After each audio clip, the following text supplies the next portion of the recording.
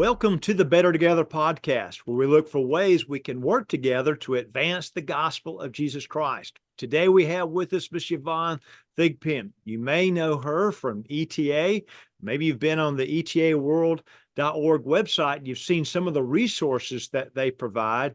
But for many years now, Miss Thigpen has been the head of the Evangelical Training Association and has been helping churches, Christians, conduct discipleship all over the world. And so, Ms. Thigpen, thank you so much for taking the time to join us today. Well, thank you. I appreciate the opportunity.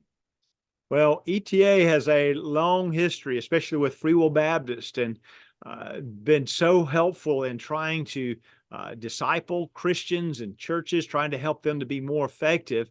Talk to us a little bit about how we can use some of the ETA courses that are out there. What are some ways we can use it to enhance discipleship? Well, there's lots of ways. There's almost as many ways as there are customer types that we serve. Primarily, ETA has always served the local church, and that still is our basic thrust. But over the decades, the way churches go about discipleship kind of alters a little bit how they use our resources. Traditionally, it's been used in a sort of a classroom setting or a small group type of Bible study setting. And that's still going on, and that's still a fine way, to use the resource. When COVID came along, then everything went online. And many of the churches had to learn how to do things through Zoom, like we're talking now. So some of them would be savvy enough to organize a small group on Zoom. And then others took the approach of just a one-on-one mentoring relationship. And it really depended on where they were in the process of their church, how their church was growing, not growing, and also just technologically how they could handle it or not. So since COVID, there's been a wide variety of people climbing out of COVID. I think you probably have seen a lot of that. Some churches just clicked, as soon as they said open the doors, and they picked up and moved on. Most people, though, are struggling. And it's a struggle financially, not so much getting people together, although attendances, have waned.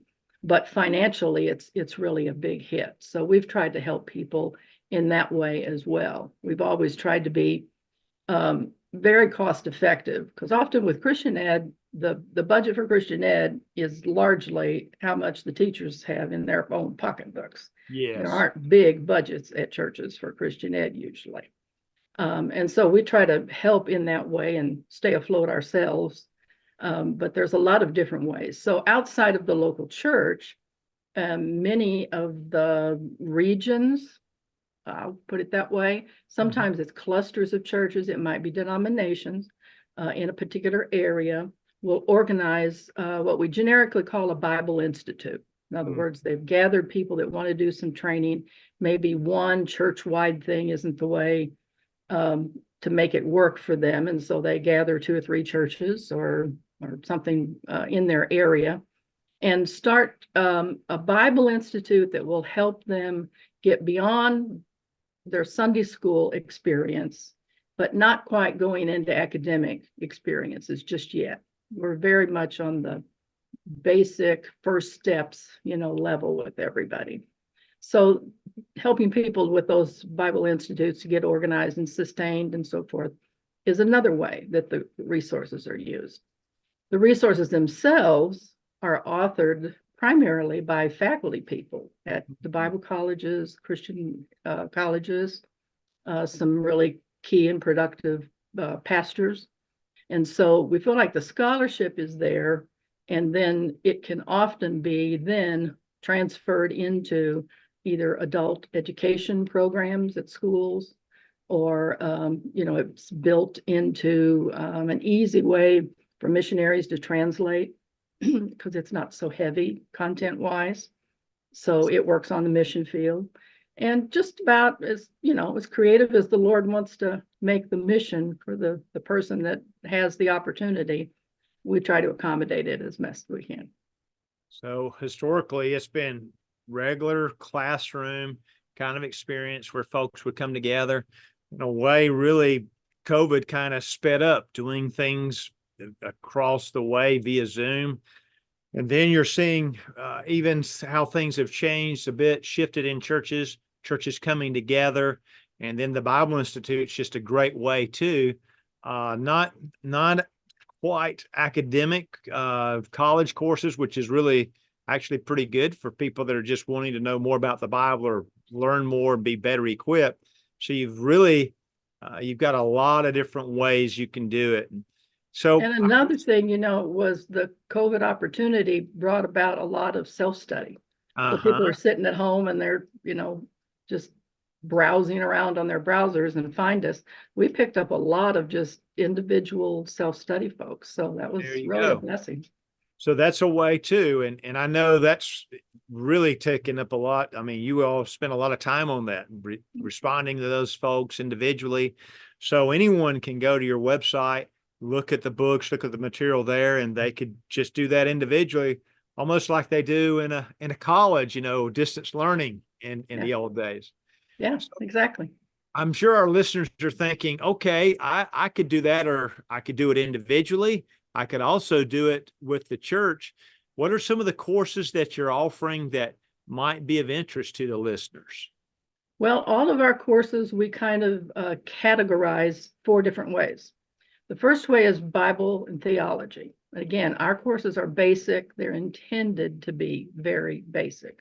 So we have like Bible survey courses, a course about how to use your Bible. A lot of people that are new to Christianity, exploring, they don't even have a Bible. So we might individually point them to where they can get that, or at least to understand how the Bible came to be, why we preserved it, so forth. So, and then we have a couple of basic theology courses, one biblical beliefs to explain the basic tenets of the Christian faith, particularly an evangelical perspective, and triune God, because that's very much our wheelhouse. And then we have ministry skills. So folks that need to learn a little bit more about just the rudiments of teaching a class, some practical helps along that way. And why do we do this and why do we do that? We have outreach and evangelism, a couple of courses along that way. And then we have leadership skills. Again, very basic. And then from there, once you hone in on those categories and a generalized topic, then we work kind of one-on-one with a lot of people to help them, because some churches will call and say, I've got a new mission work here and I'm in a community that doesn't really know much about the Bible, and they're going to start with those Bible survey courses. Mm-hmm. Then there are other people that are in established churches, but they don't have any staff, for a CE program. So they want to start with understanding teaching or teaching techniques or something like that.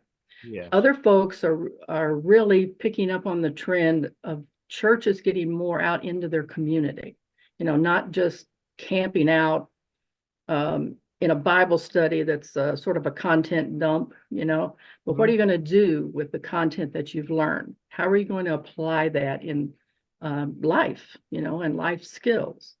And so it's important that we encourage that. Yes. And so that's in the evangelism and outreach category. And then, of course, leadership, because when folks have taken a few courses, they're feeling confident about being of service to the church, then they kind of want to get their arms around the core ingredients and elements to be a spiritual leader. So we have courses for that as well. You've got courses, you mentioned, like to help them to learn to be better teachers. You've also about helping them learn more about people. You've got an understanding people course, yes, don't you? And yes, we do. That's very helpful to folks. Maybe if they're thinking about a daycare, even doing some sort of outreach with children. And then I think you've got one on worship as well, don't you? We do. Dr. Vernon Whaley created a couple of courses called Exalt His Name, and they're divided into the elements of worship that have to do with music, but also why we worship and how is an appropriate way to worship. Those have been very successful for us. They also particularly Volume 2 deals with the calling of worship. on how to go about that in a biblical way. And so we are trying to address the generic church trends that kind of get away from the whole biblical purpose of why we have worship in churches, and less about the entertainment value, which, you know, is not what we're promoting, but to have really heartfelt, meaningful worship. And so those books help guide those decisions. So I'm listening, and I want to maybe either take a course on my own individually, or I'm a pastor or church leader, and I'm thinking, boy, this would be really good for us in our setting. What are the next steps for them to get involved with ETA? Well, whenever anyone contacts me, which right now we're kind of reorganizing, putting in some new equipment and things for customer service, so they can just email me. You know, it's my name, Yvonne.Thigpen@etaworld.org. And I do a lot of coaching to help them get on the path that they need for those beginners or the established church or something creative and outside in the community. So they can contact me.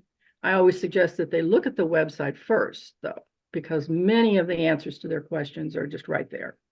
And so I'll point them to the website, and they'll study that for a little bit and then call me back, and we'll discuss specifically the application that they are going to try to use. It's good. So really, it's a good idea to go to etaworld.org, etaworld.org, and you've got a place where they can look, they can browse, they can see the different books there, they can learn more about your resources, they can join your mailing list and your numbers there as well. Find out a little bit about your doctrinal statement and what ETA is all about. And wow, that's a pretty, that would be a podcast in and of itself, wouldn't it? Yeah. And there's an e-store on the website, so they can just go ahead and self-serve, you know, with the purchase. They don't need to connect to anybody. And that's worked out very successfully for us. You can explore that way. And we should point out, everything is very economical. In other words, you know, the books are not very expensive. It's easy to get started. It's usually, I think everything's pretty much less than $20. And so check things out for yourself and look at how you might be able to take it and use it at your church. Or I could also see parents using some of this with their kids, making sure they're, you know, like Beyond Reasonable Doubt, Biblical Beliefs, all of those are good books, good material that we need kind of in our wheelhouse to have thought through and prepared for the situations that we're in. Exactly. And the parents often will go to that Understanding People because it's divided into age eras or categories, so that parents can feel a little more confident about how to go about teaching a Bible lesson, not like they were little adults, but like the children in the way that they learn. Oh, that's such a good recommendation. So like whether you're doing a Awana or church training service through D6 Family, it helps to know something developmentally, and that really prepares them. It equips those parents and equips teachers for that as well. Exactly. Well, good job, Ms. Thigpen. I appreciate, number one, thank you for carrying on the good work there at Evangelical Training Association. You and your husband have, if we put the two of you together, y'all have put decades of service there, and we just so appreciate you. We so appreciate your faithfulness. Thank you for what you're doing there with ETA. Well, I appreciate that. Thank you for the opportunity. And thank you for listening to us today. Maybe you're listening to this podcast, you think of someone that would benefit from it. Please take it and share it. Remember, every little thing we do, it really does count. It really does matter. It makes a difference. And we truly are better when we work together. We're better together. Thank you.